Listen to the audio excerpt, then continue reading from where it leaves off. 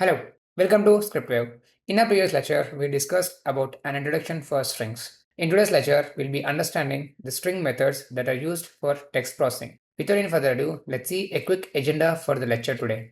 So we'll start with understanding string slicing in a similar way as we did the string indexing. We'll perform the string slicing as well. Then we'll see what is escape sequences. Then we'll start with few string methods, starting with case changing methods. Then we'll move to searching and modifying strings using the string methods. Then we'll understand how we can remove spaces from the string using strip methods. Let's get started with understanding the string slicing techniques. String slicing. String slicing allows you to extract a portion that is a substring of a string by specifying a range of indices. The way how we have done the indexing, example, if you have the word Python stored as a string, we'll have the index starting from 0, 1, 2, 3, 4 and 5. Then if you want to print y, then we'll say a of 1, then this will return y. Here we are just printing only one letter, whereas we can print substring using the string slicing technique. How we can do? It is exactly similar to string indexing, but we'll add a start index and end index, and the step is optional. If you want to add, we can add a step, or by default the step will be always 1. So here we have the code for understanding string slicing. We have this text as Python. Here we are adding the print text 0 till 3. Whenever we are adding 3 is not included in the index, whereas we get only p, that is 0, y, that is 1, t, that is 2. So we get 0, 1, 2 as our index. 3 is not included. The reason behind 3 not included will be discussed in a minute, but by default we don't include 3. Not only in Python, in any language, at least most of the language, we don't include the last index. Then we have an example of 2 till 5. Starting with 2, that is T, 3, that is H, O, that is on the index 4. Then we have N. N is not included because it has the index as 5, which is last index in our string slicing technique. Then we have an empty. There is no space, it's just an empty. So here, this is the meaning of having text of 0 till 4. This exactly same. We can just remove this one, and that will by default take it as 0. Now it will print pyth. Similarly, we have from 3 to end. So here we are not specifying any index. Instead, we are just saying end. So this is 3 till end. So HON, H having 3, 4, 5 is the string. More precisely, the substring. Now let's understand the reason behind we not having the last index included. Let me clear this out. Let's pick the same example, Python. So we have A is equal to Python. We have a theory in physics which says energy is neither created nor destroyed. It is just translated or transferred to a different medium. In a similar way, whenever we are doing any operation, we should be able to come back. Now let's try to do an operation saying that A start till 3. What is start till 3? We have pyth, pyt. Let's add two cases. One is including h, one is without. We know this is right, but let's try to understand why it is right. And similarly, we have something like 3 till end. This gives HON. Now, if we add these two, we should return the value. If we include the h, then we get two h's. So just to add one more concept here, that is string concatenation. What is string concatenation? Combining two strings is called as concatenation. Let's give an example here. A is equal to T, B is equal to V. What is A plus B? A plus B returns TV. It just clubs two strings. If you have something else, it will add something else and club these two. Now the question, what if you want to add a space between it? You can add A plus space plus B. This returns T space V, because we are adding three strings here. A is for T, B is for V, and then space is for space. This is called as concatenation. In a similar way, you can add the multiplication as well.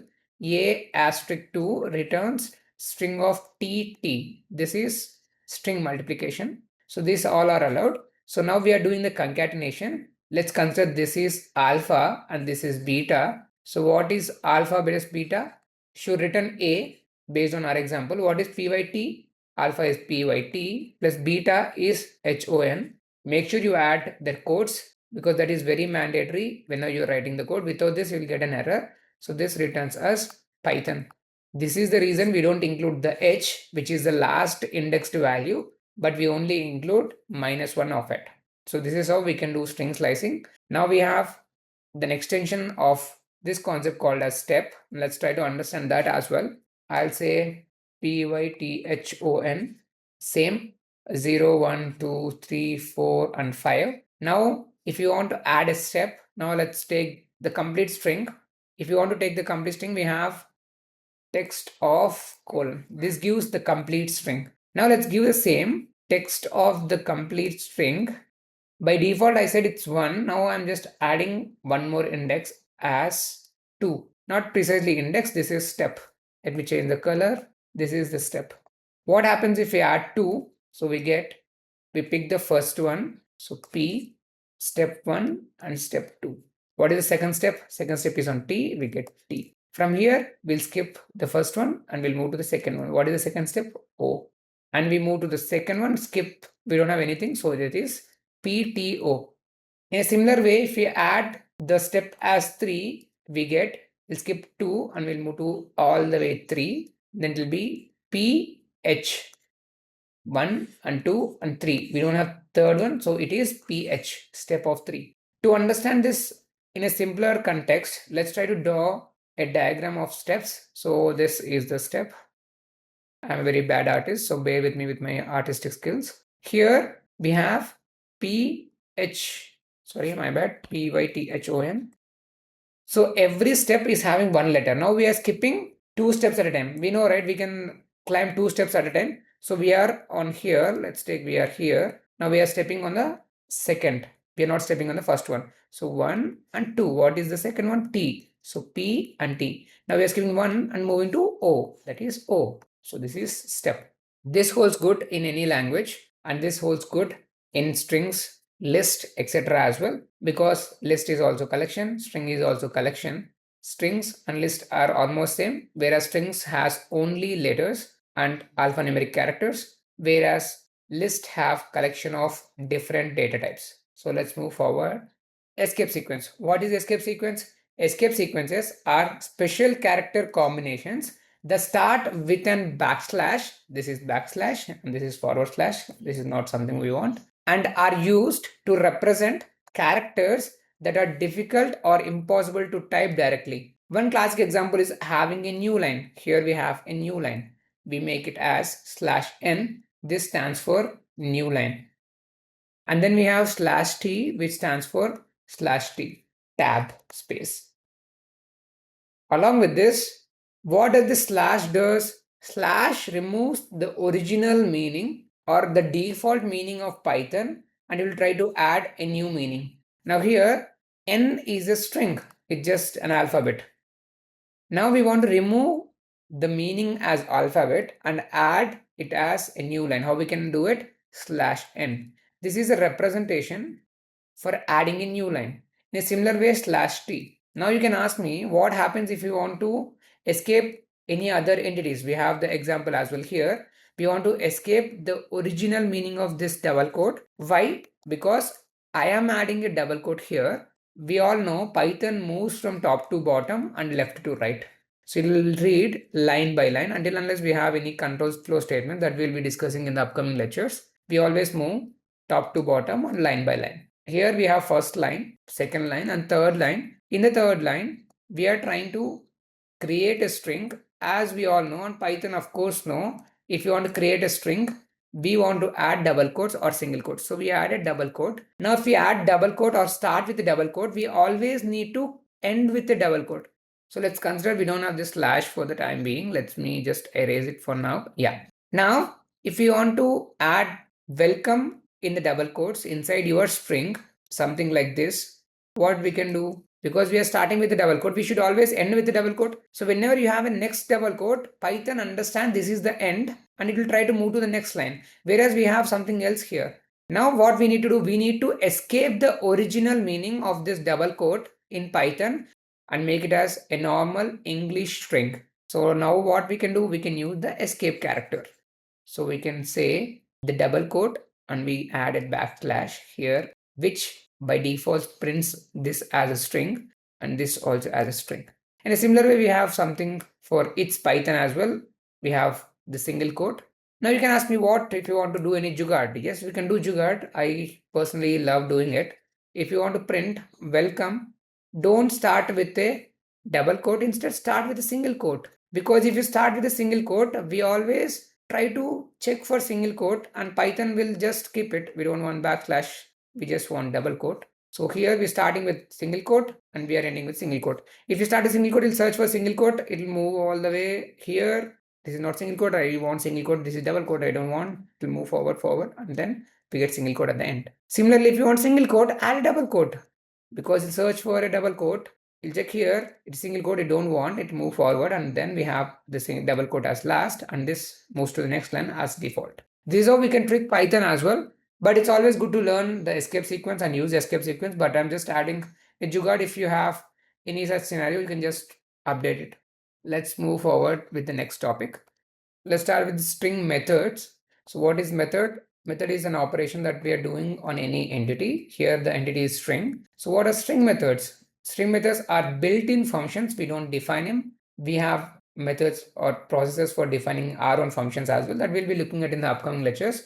Whereas here we are just discussing the built-in functions that help us perform operations on strings, such as changing the case, searching, replacing, and splitting the text. So we will be looking at all these. First, let's start with the changing case. First, we have upper, which converts to uppercase. Here we have the syntax. We are adding the string. What if we have the string is included in a variable? We'll just add the variable, need not to add the complete string. So a dot upper will return us the Python. Now the important question and important concept we need to understand, we are not making any change to the memory. For memory, we are not making any change. We are just updating and giving the output. Memory will always rely as Python with small letters, only P is capital. Whereas with this method, we are just returning the value. Instead, we are not giving or we are not putting any differences in the memory. Same holds for others as well. Lower, which converts everything to lower.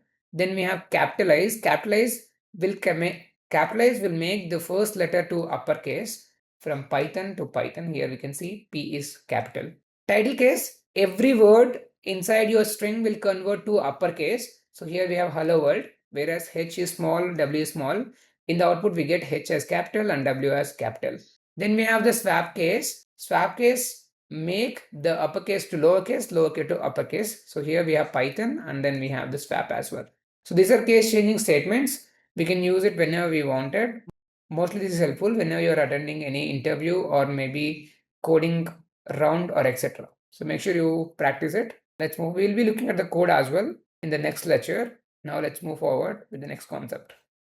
So now we are trying to understand the methods that are related to searching and modifying. So we have this text here, Python programming. Let's try to use the same text whenever we are writing the programs. We have the first method as find pro. We are trying to find pro. Do we have pro? Yes, we have pro. This returns the first occurrence, that is the index. To validate if we are doing it right, the output will be 7.